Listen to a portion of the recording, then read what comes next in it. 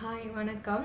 இந்த கப்புள் கவுன்சிலிங்கில் பார்த்தீங்கன்னா நிறைய பேரோட எதிர்பார்ப்பு பார்த்தீங்கன்னா ஒரு ஒன்றும் இல்லைங்க, ரொம்ப எக்ஸ்பெக்டேஷனே இருக்காது. எனக்கு இது வாங்கணும், அது வாங்கி தரணும் அப்படிலாம் கூட கேட்க மாட்டாங்க. என் ஹஸ்பண்ட் கொஞ்சம் டைம் கொடுத்து பேச மாட்றாங்க, என்னை புரிஞ்சிக்க மாட்றாங்க, என்னை அண்டர்ஸ்டாண்ட் பண்ண மாட்றாங்க. ஃபீலிங்ஸ் அவ்வளோதான்.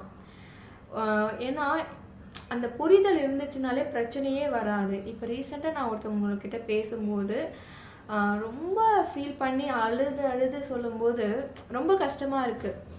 இன்னும் என்ன சொல்கிறது தெரியல.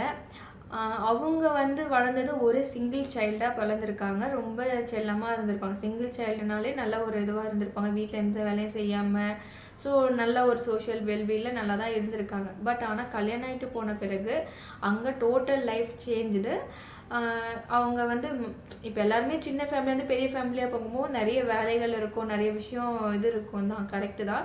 பட் அதெல்லாம் கூட அனுசரித்து அவங்க போனாலுமே ஒரு சில விஷயத்தில் ரொம்ப லேக் ஆகுது. என்னால் அதை ஹேண்டில் பண்ண முடியாமல், இவங்கக்குள்ளேயே ப்ரெஷரை சொல்ல முடியாமல், அந்த ஃபீலிங்ஸை கஷ்டப்படுத்துறதை எப்படி இது பண்ணணும்னு தெரியாமல் மனசுக்குள்ளேயே பதிய வச்சு அவங்கக்குள்ளேயே ரொம்ப மனதளவில் பாதித்து மைண்டில் ஸ்ட்ரோக்ஸ் வர அளவுக்கு அவங்களுக்கு அஃபெக்ட் ஆகிருக்கு. இது ஈஸி கிடையாது ஆக்சுவலி.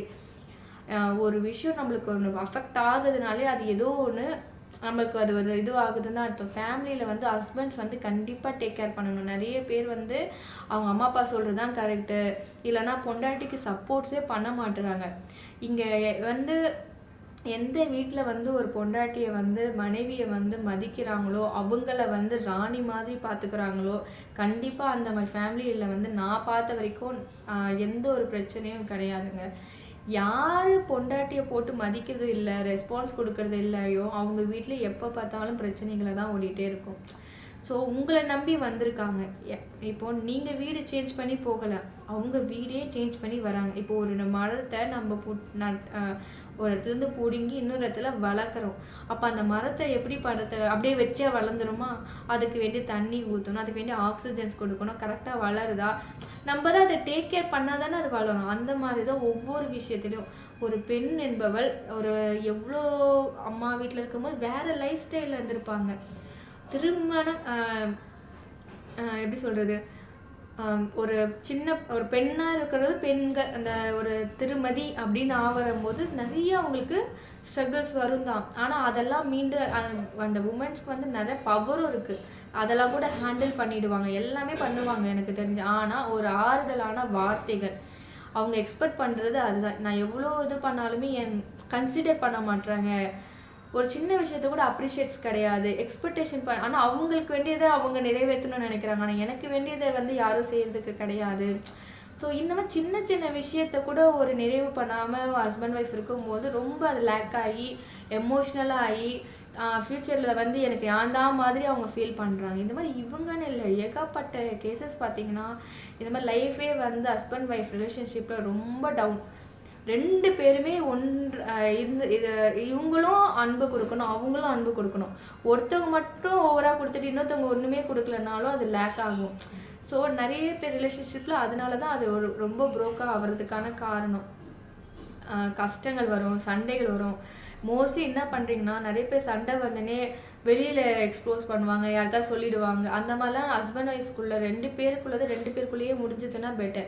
அது மூணாவது மனுஷங்களுக்கு போகும்போது தான் அது இன்னும் பெரிய விஷயமா ஆக ஆரம்பிக்குது.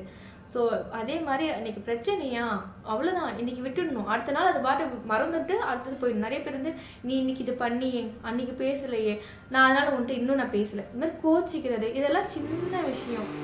இந்த ஹஸ்பண்ட் ஒய்ஃப் ரிலேஷன்ஷிப்பில் இதுக்கெல்லாம் ஈகோ பார்த்துக்கிட்டு நீ பேசுறியா, நான் பேசுறியா, நீ எனக்கு இது செஞ்சு கொடுக்கல, நானும் இதை செஞ்சு கொடுக்கல, அந்த மாதிரிலாம் இருக்கிறாங்க. எத்தனை பேர் இருக்காங்க. நீ இந்த பொண்ணு பிடிக்கல, தப்பு பண்ணுறான்னா, ஒரு விஷயம் பண்ணுறதை பிடிக்கல, சொல்கிறத சொன்னாலும் செய்ய மாட்டுறாங்கன்னு இவங்க என்ன பண்ணுறாங்க, குடிக்க போயிடுறாங்க. ஸோ இந்த மாதிரி ஒரு விஷயத்தை இது பண்ணுறதுக்கு பேசி தீர்க்காமல் அதுக்கு நம்ம ஆல்டர்னேட்டாக வேற ஒரு போதையிலையோ போய் பழக்கத்தில் விழுந்துடுறாங்க. அது ஒரு சொல்யூஷனே கிடையாது.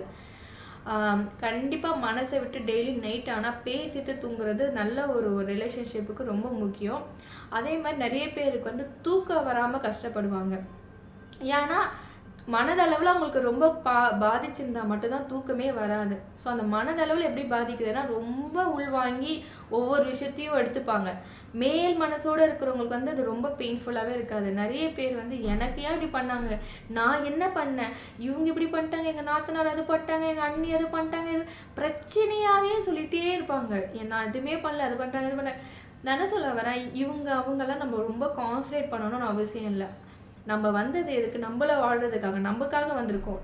நிறைய பேர் கல்யாணம் ஆயிடுச்சுன்னு சொல்லிட்டு ஹஸ்பண்ட் ஒய்ஃபை பார்க்கணும், குழந்தை பார்த்துக்கணும், எல்லாரையும் பார்த்துக்கணும் தான். நீங்கள் உங்களுக்கான டைம் அப்போ எப்போ தான் ஸ்பெண்ட் பண்ணுவீங்க? உங்களுக்குன்னு நீங்கள் டைம் கண்டிப்பாக ஸ்பெண்ட் பண்ணியே ஆகணும். அப்போ தான் உங்களுக்கு வந்து ஒரு மனசில் வந்து எது காயப்பட்டாலும் ஓகே நம்மளோட ஒர்க்கை பண்ணுவோன்னு ஒரு ஃபோக்கஸ் இருக்கும். அது இந்த அளவுக்கு பாதிக்காது. ஆனால் நீங்கள் மற்றதெல்லாம் யோசிக்கும் போது, மற்றதையே கவனிக்கும் போது, மற்றதையே இவன் இப்படி பண்ணிட்டாங்க, நான் எந்த தப்பு பண்ணலையே, நான் நல்லதானே பண்ணேன், காலிலேருந்து இவ்வளோ சமைச்சு என்னை மதிக்க மாட்டுறாங்களே, ஸோ இத்தனை பண்ணுறேன், இது பண்ணுறேன். ஆனால் இதே தான் நம்ம யோசிக்கிறோம். நம்ம பண்ணுறது நம்ம கடமையை பண்ணிட்டோம், நம்ம பாட்டு நம்மளோட பிடிச்ச ஒர்க்கை செய்ய ஆரம்பிப்போம். நான் நல்லதான் செய்கிறேன். ஸோ இப்படி எடுத்துக்கிட்டு மூவ் ஆன் பண்ண நிறைய விஷயம் இந்த ஃபேமிலிக்குள்ளே இருக்கிற சின்ன சின்ன விஷயங்கள்லாம் வந்து கொஞ்சம் கொஞ்சமாக உங்களுக்கு மறைய ஆரம்பிக்கும். ஸோ மோஸ்ட்லி நெகட்டிவ் திங்கிங் எடுத்துக்காதீங்க. நிறைய விஷயங்களை எடுத்துக்காமல் வீட்டில் எதாவது சொன்னால் கூட இந்த காதில் வாங்கிட்டு ஓகே அக்செப்ட் பண்ணிக்கோங்க, சரிங்க தெரியாமல் பண்ணிட்டேன், அவ்வளோதான், விட்டு கொடுத்துட்டு போயிடுங்க. இப்போ இவங்களும் சண்டை போடும்போது நீங்களும் சண்டை போட்டுக்கிட்டு எரியிற நெருப்பில் எண்ணெய் ஊற்றுற மாதிரி ரெண்டு பேரும் கற்றுனீங்கன்னா அந்த பெரிய பிரச்சனையாகும். ஒருத்தர் விட்டு கொடுக்குற தன்மையில் இருந்தீங்கன்னா அதுவும் நல்ல ஒரு ரிலேஷன்ஷிப்புக்கு ரொம்ப முக்கியம்.